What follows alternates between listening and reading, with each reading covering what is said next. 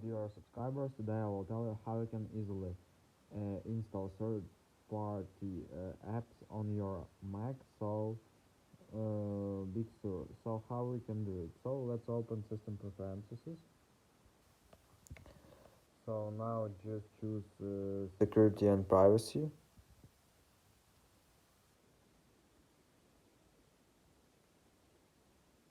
Just tap on Unlock here.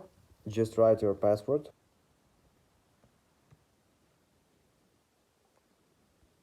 So now just choose App Store and identified developers.